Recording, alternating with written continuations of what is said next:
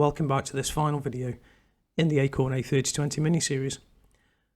So it's been a while, 2 months since I started this project, but there's been quite a bit of work going into this. So you can see from the build shots that I've got going on now that the board's had a lot of work. Used the fiberglass pencil around the edge to clean all of the board ground plane.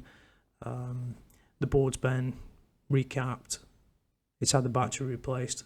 Everything's been checked out. It's all looking good from a board perspective. The case has been thoroughly cleaned and retrobrited. The piece I'm holding there at the moment, the internal chassis and the RF shield, both on the top and the bottom, they were cleaned, then fiberglassed and sanded to get all of the original rust off.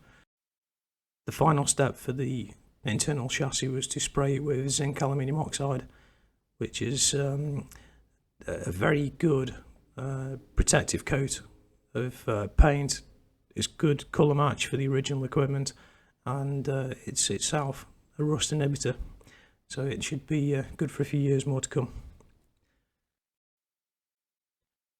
So you'll notice by the amount of faffing that I'm doing, this top is actually quite difficult to see right.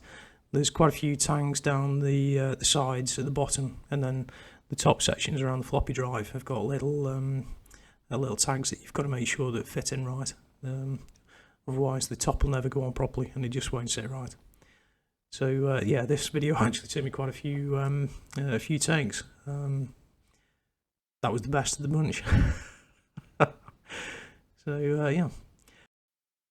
So while I'm screwing the chassis back together again, I'll just talk to you a little bit about the machine itself. So I've bought quite a few A3020s now. This is probably about my 4th one, I think.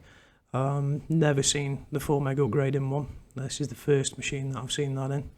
And I don't see that particular upgrade going on eBay very often. So I think that probably makes it quite a nice machine.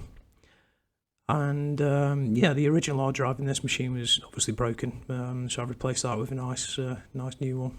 I say new, it's old obviously, but new to this machine. Runs really well, and it's quite a nice addition. And being a 3020, it deserves to have a hard drive in it. So I'm just connecting up the floppy drive now. Eagle-eyed viewers will notice that that's not the right drive. That's the replacement drive, the one that was in the machine at the time. I tried to clean it, it just did not work at all. So for the benefit of the machine, I've just replaced it completely. So now that's done, I'm going to bring the keyboard in. The keyboard has been fully dismantled, the rust has been removed, there was a small amount on the inside. The membrane's been cleaned with IPA, and then a final retrobrite on the keys to bring it up to scratch. So when I was retrobriting, I left the keys in place on the black plastic backing, and then put the hydrogen peroxide over all of the keys. Apart from the red keys, I took those off. Just do not retrobrite the red keys; they just don't need it. So I did the entire keyboard like that, and then I took off the grey keys before I had finished, and then continued doing the rest of the whiter keys. The grey keys will actually go funny very quickly if you leave them to retrobrite too long. So that's my tip for the day. That. So excuse my arm. That's quite a close up.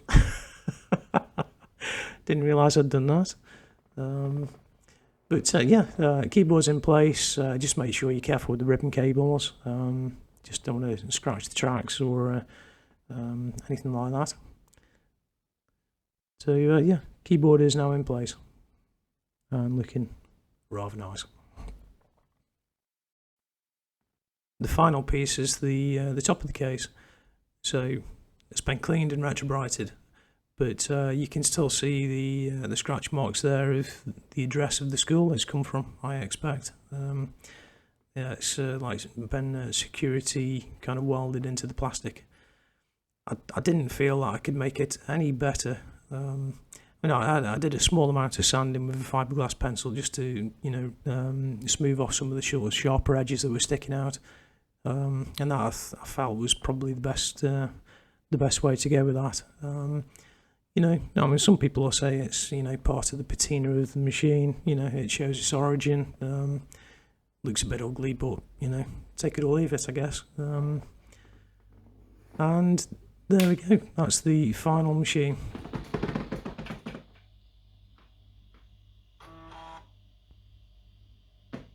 Success.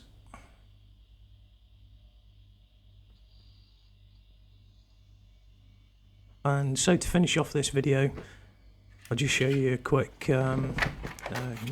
sort of test of the floppy drive, just to make sure it's all working. So this is a cover disc that I've got from one of the magazines at the time. Can't quite remember. We'll see in a moment. As the interface pops up, there we go. It's Acorn Computing from 1992, I think that said. And this has a Simon the Sorcerer demo, which I thought would be quite nice to see.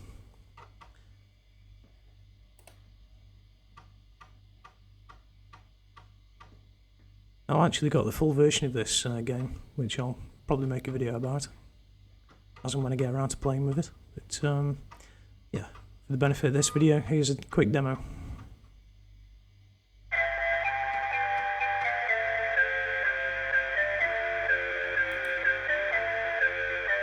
So that's the end of the series on the 3020. I think in the end the machine's actually turned out quite nicely, and it's ready to go for another 10, 15, 20 years into the future. So if there's any particular restorations you'd like to see done in the future, please leave a comment down below, and I'll see what I can do. Thank you very much.